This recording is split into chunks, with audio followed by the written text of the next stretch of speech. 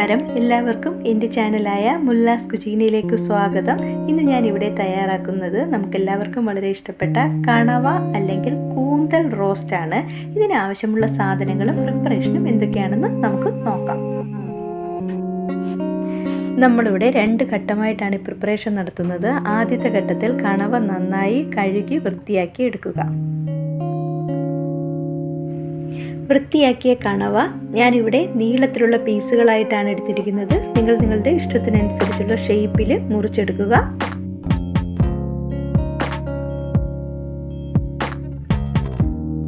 ഈ കണവ നമുക്കൊന്ന് വേവിച്ചെടുക്കേണ്ടതുണ്ട്. അതിലേക്കായി ഒരു മൺചട്ടിയോ അല്ലെങ്കിൽ ഫ്രൈയിങ് പാനോ എന്തെങ്കിലും അടുപ്പിൽ വെച്ച് നന്നായി ചൂടാവുമ്പോൾ അതിലേക്ക് കണവ ഇട്ട് കൊടുക്കുക.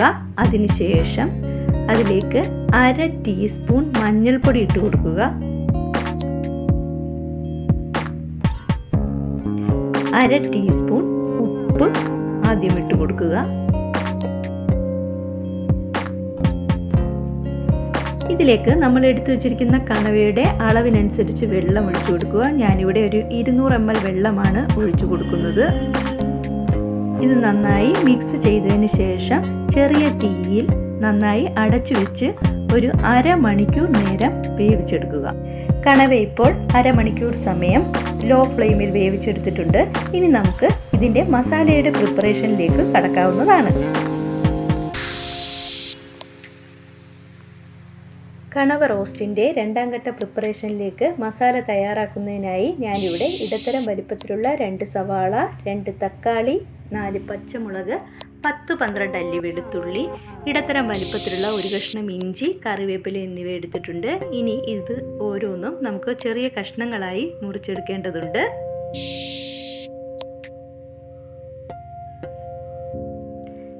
സവാളയ്ക്ക് അത്യാവശ്യം വലിപ്പമുള്ള കഷ്ണങ്ങളായി മുറിച്ചെടുക്കുക. അതുപോലെ തന്നെ തക്കാളി, പച്ചമുളക് എല്ലാം ചെറിയ കഷ്ണങ്ങളായി മുറിച്ചെടുക്കുക.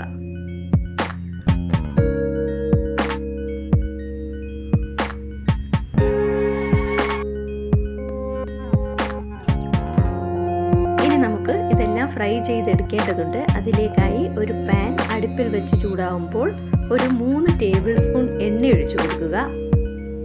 എണ്ണ ചൂടായി വരുമ്പോൾ നമ്മൾ അരിഞ്ഞു വെച്ചിരിക്കുന്ന സവാള ഇട്ട് നന്നായി വഴറ്റിയെടുക്കുക.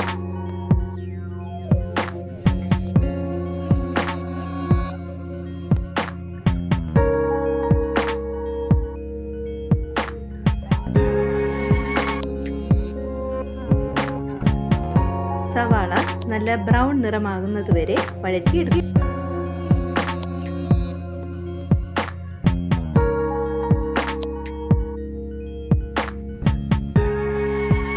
സവാള നല്ല ഗോൾഡൻ ബ്രൗൺ നിറമാകുമ്പോൾ നമുക്ക് അതിലേക്ക് അരിഞ്ഞു വെച്ചിരിക്കുന്ന ഇഞ്ചി, വെളുത്തുള്ളി, പച്ചമുളക്, കറിവേപ്പില എന്നിവയിട്ട് അതും നന്നായി ഫ്രൈ ചെയ്തെടുക്കാം.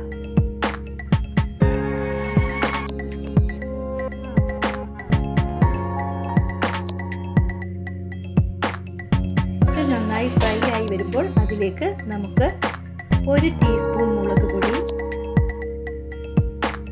1 ടീസ്പൂൺ മല്ലിപ്പൊടി, 1 നുള്ളു മഞ്ഞൾപ്പൊടി, 1 ടീസ്പൂൺ കുരുമുളക് പൊടി, 1 ടീസ്പൂൺ ഗരം മസാല, ആവശ്യത്തിന് ഉപ്പ് എന്നിവയിട്ട് ഈ മസാല വീണ്ടും നന്നായി ഫ്രൈ ചെയ്തെടുത്ത് അതിൻ്റെ ആ പച്ച മണം കളയുക.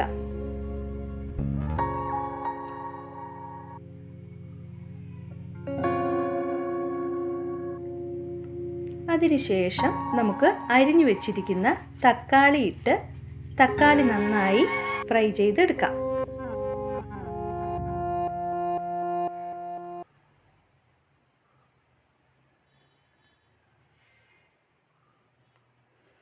തക്കാളി നന്നായി ഫ്രൈ ആയി വരുമ്പോൾ നമുക്ക് അതിലേക്ക് തയ്യാറാക്കി വെച്ചേക്കുന്ന കണവ, അതായത് വേവിച്ച് വെച്ചിരിക്കുന്ന കണവ ഇട്ട് കൊടുക്കാം.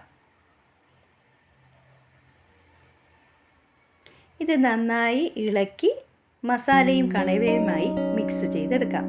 അതിനുശേഷം നമുക്കിത് അടച്ചു വെച്ച് ഒരു 7-8 മിനിറ്റ് സമയം വേവിച്ചെടുക്കാം.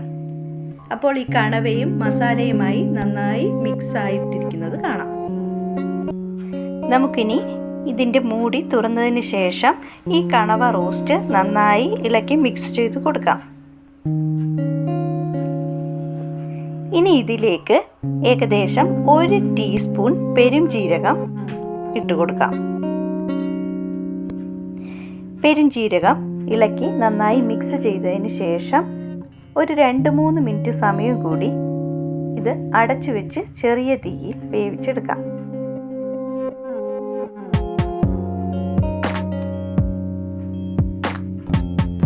ഇവിടെ ഇപ്പോൾ നമ്മുടെ കണവ റോസ്റ്റ് തയ്യാറായിട്ടുണ്ട്.